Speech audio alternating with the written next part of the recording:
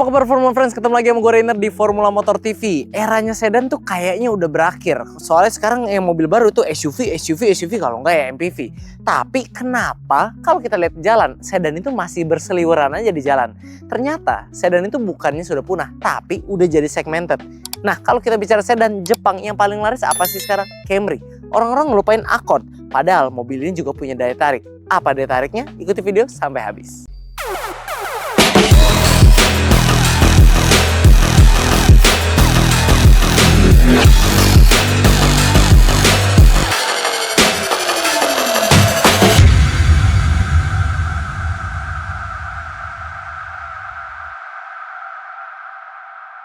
Honda Accord dibekali dengan fitur seperti LED headlamp dengan daytime running light, smart entry, start-stop engine, electric retract mirror, pedal shift, audio steering switch, MID digital, odometer digital, headlamp auto, wiper auto, head unit touchscreen dengan Android Auto dan Apple CarPlay, AC digital dual zone, wireless charger, power outlet, 4 USB power, audio dengan Twitter, full leather seat, electric seat, dan memory seat. Sedangkan untuk fitur keselamatannya, mobil ini sudah dilengkapi dengan 8 buah airbag, cakram depan belakang untuk pengereman maksimal, parking kamera dan sensor, Honda Sensing, Vehicle Stability Control, ABS, EBD, dan Brake Assist, termasuk Honda Lane Watch, dan defogger depan serta belakang. Jadi ini mobil sebenarnya secara fitur ya, emang nggak bisa dibilang sedikit. Dia sih mirip-mirip CR-V tapi versi sedan, cuman nggak ada power back door dan nggak ada sunroofnya kalau si Accord ini. Dibandingkan Camry yang kemarin kita coba yang hybrid itu kan udah ada sunroof ya. Nah kalau si Accord ini memang belum. Tapi sebenarnya mobil-mobil sedan ukuran ini biasanya rata-rata pakai jasa driver. Jadi yang ownernya duduk di belakang. Sedangkan kalau kayak Camry itu aja sunroofnya di depan sini kan nggak nyampe belakang. Jadi ya agak kurang kepake juga sih sebenarnya kalau sunroof di sedan itu ya. Nah, kalau fitur-fitur lainnya yang lebih canggih yang kita nggak bisa temukan di CR-V di tahun yang sama, ada odometer nih yang udah super digital yang tadi gue sebutin. Honda Lane Watch juga sudah ada, jadi kesannya memang lebih canggih mobil ini, dan juga sudah ada Honda Sensing di Accord tahun 2020 ini yang jelas membuat mobil ini tuh memberikan rasa aman dan nyamannya itu lebih dapat. Cuman memang kalau dari fitur, gue ada satu yang mau gue komplain dari mobil Accord ini. Itu teman-teman lihat spion sebelah kiri dan sebelah kanan ini berbeda. Ukuran kacanya tuh beda gitu loh. Dan ini bikin kalau kita lihat yang kiri, kok kayaknya kecil banget kacanya, nggak enak gitu. Walaupun ini memang betul Honda Lane Watch kalau kita pencet sini langsung nyala kamera di sini, tapi ini nggak praktis gitu loh. Kan kita mau lihat spion langsung gitu ya. Itu kacanya agak terlalu kecil buat kami, jadi kayak kesannya tuh nggak natural gitu loh. Jadi kayak agak ngeganggu dikit, visibilitasnya jadi terbatas dari kaca spionnya walaupun udah ada Honda Lane Watch. Cuman ini aneh sih menurut kami ya, itu yang agak mengganggu aja. Cuman kalau selebihnya ini udah cocok dibilang sedan mewah, sedan yang proper untuk kalian pilih sebagai kendaraan sehari-hari yang mungkin memberikan kenyamanan maksimal dan keamanan maksimal juga, karena sudah ada Honda Sensing-nya juga ya di mobil ini. Kalau yang kemarin kita coba Camry, dia belum punya Toyota Safety Sense. Nah itu dia, walaupun dari segi hiburan mungkin dia kalah dengan Camry, tapi kalau dari segi keamanan Honda emang lebih dulu ya memprioritaskan keamanan mungkin ya.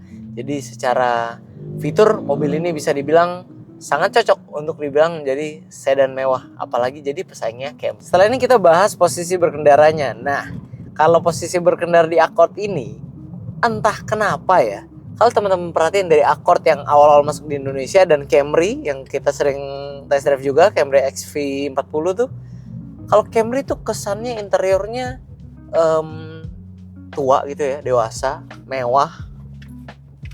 Kalau Accord dulu interiornya lebih kerasa muda, sporty gitu loh. Dan itu tercermin juga di Civic lawan Altis. Civic tuh sporty abis, kalau Civic lebih ke kalau Altis lebih mewah. Nah, tapi kalau sekarang nih kita lihat nih, malah kayak kebalikannya gitu loh. Interiornya si Accord ini kesannya jadi lebih dewasa, lebih mature, lebih mewah dengan bahan-bahan panel wood yang warna gelap, kombinasi kulit soft touch yang warna terang gitu ya. Jadi lebih dewasa aja gitu, lebih mewah. Sedangkan Camry kemarin kita coba full hitam interiornya dengan lekukan-lekukan yang asimetris gitu kalau Camry 2019. Jadi kesannya kayak lebih sporty Camry. Nah, Tapi ternyata nggak cuma di tampilannya doang. Pas kita dudukin, Accord ini berasa kok kayaknya nyetir sendiri juga enak gitu ya. Karena posisi duduknya ya enak-enak aja. Kalau si Camry kemarin juga nyaman juga sih.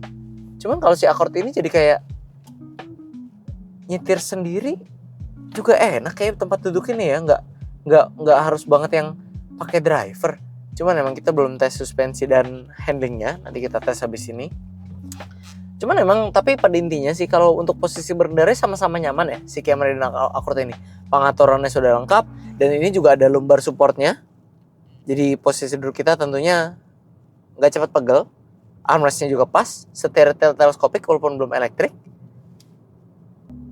Ya, posisinya aman. Cuman kok kayaknya ini lebih kayak mobil yang masih Accord yang dulu gitu ya. Duduknya sporty, kayak Denanya Honda, tapi interiornya berubah jadi kayak lebih dewasa gitu loh. Nah, ini ada yang menarik. Jadi nanti akan kita coba di rasa berkendaranya melalui suspensi dan handlingnya.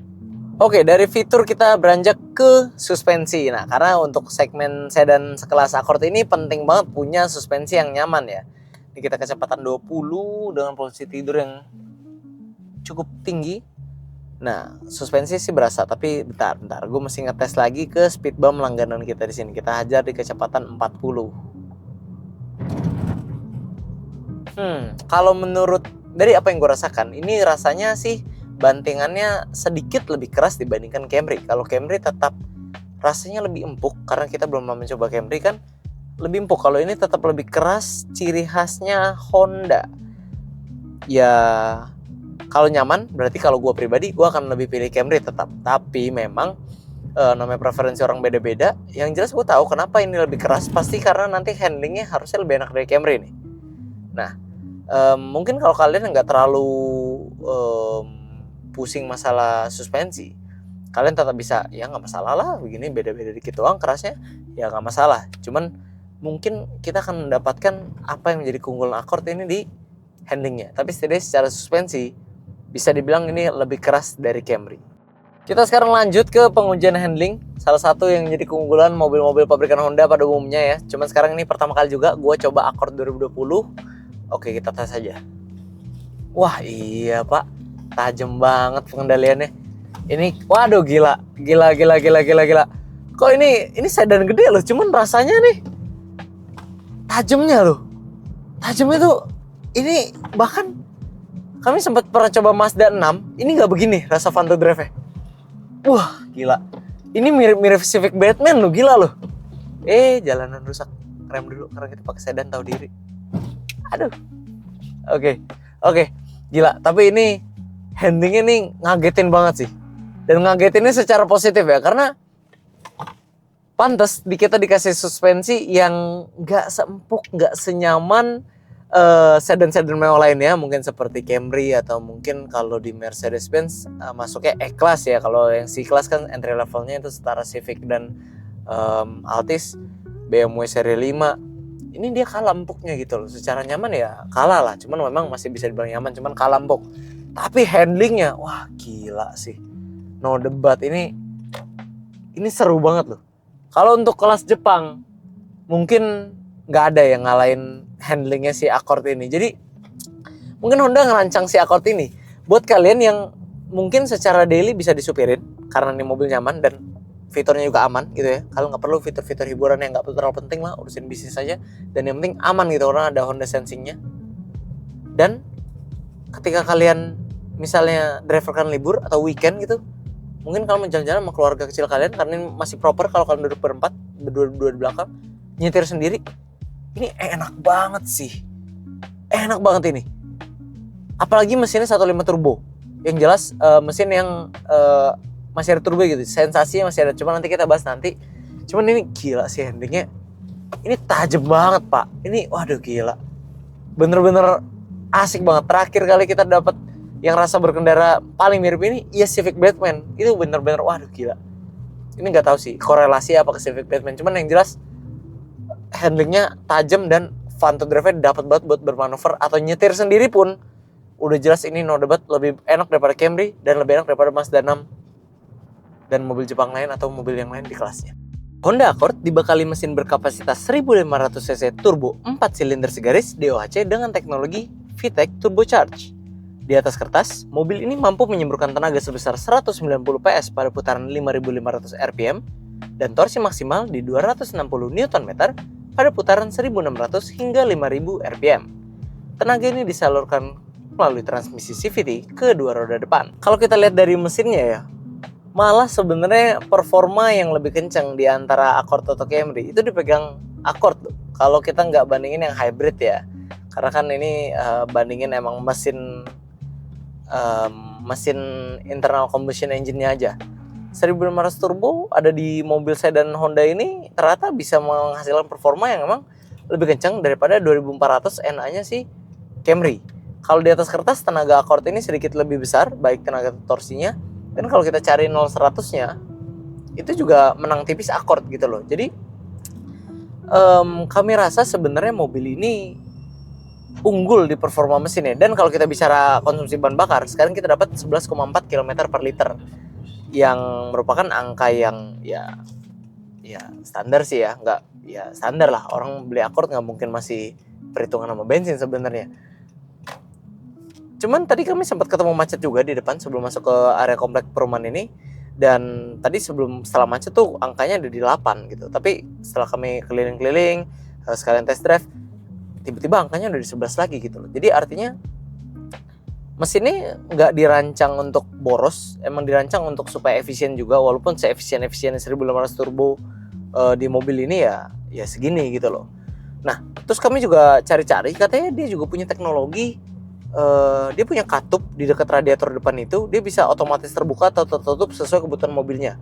Fungsinya kalau katupnya terbuka supaya udara lebih banyak yang masuk, supaya pendinginan lebih cepat. Jadi mungkin kita ini bicara ke dampaknya ke mesin ya. Namanya mesin kan kalau panasnya dibiarkan terlalu lama dan panasnya itu berlebih, nggak baik juga buat mesin. Makanya dia punya katup yang bisa otomatis terbuka tertutup ketika mobil ini merasa perlu pendinginan ekstra di luar radiator itu. Dan ya itu salah satu teknologi canggih yang bisa kita temukan di Accord ini. Nah, kalau kita bicara kesimpulan semua ya, dari kita udah coba ya, dari posisi pengendaranya, dari fiturnya, suspensi, ataupun handling hingga mesin, sebenarnya menurut kami mobil ini, nah kalian denger gak tadi? Itu ada motor Ninja tuh lewat tuh 2,5 tuh, knalpot racing. Itu kedap juga suara, karena ini udah double glass. Nah, jadi masuk lagi kan double glass kaca. Jadi kekedapan kabin ini ada di level yang berbeda dari mobil pada umumnya. Kalau kita boleh simpulkan ya, sebenarnya mobil ini harusnya lebih laku dari yang sekarang gitu loh. Jadi kalau sekarang kalau kalian lihat penjualannya, Camry Accord itu udah kayak cukup jauh selisihnya gitu loh. Tapi harusnya ini mobil lebih laku lagi, karena ini mobil, apa yang ditawarkan mobil ini juga sebenarnya nggak kalah sama Camry gitu loh. Cuman mungkin Camry udah menang nama, menang nyaman. Memang betul kalau lebih nyaman Camry. Tapi ini bukan juga nggak nyaman mobil, bahkan kalau bicara pengendalian, handlingnya, ini mobil fun to drive. Jadi kalau kalian mau pakai jasa driver atau nyetir sendiri pun asik. Fitur oke, dia kalah, dia nggak punya sunroof, tapi dia punya Honda Sensing yang membuat mobilnya otomatis jadi lebih aman. Bicara statistikal dan teknologinya. Lalu dia juga punya mesin yang sebenarnya unggul daripada Camry yang 2400 biasa. Jadi menurut kami sih mobil ini beda arahnya dengan Camry, tapi harusnya juga dapat apresiasi lebih gitu. Mungkin namanya kurang terdengar, teknologinya kurang terdengar, testimoninya kurang terdengar. Di situ lah gunanya kami kan. Kami review mobil ini, kami tes, ya ternyata mobil ini juga cocok gitu loh. Apalagi buat kalian yang memang masih mau rasa berkendara sendiri yang fun to drive, mesinnya lebih kencang, fiturnya lebih aman, Accord ini bisa jadi pilihan yang terbaik buat kalian. Oke friends, itu dia video untuk hari ini. Kami tentunya masih punya banyak konten menarik dan edukatif lainnya yang akan kami sajikan di channel YouTube kami, yaitu Formula Motor TV. Jadi jangan lupa buat kalian, bila menyukai video ini jangan lupa like. Kalau kalian suka mobilnya bisa langsung hubungi kami melalui sosial media yang di bawah sini. Dan jangan lupa bunyikan lonceng notifikasi agar kalian tidak ketinggalan update dari kami. Dan pada akhirnya gue Ren pamit undur diri dulu. Sampai ketemu di video selanjutnya.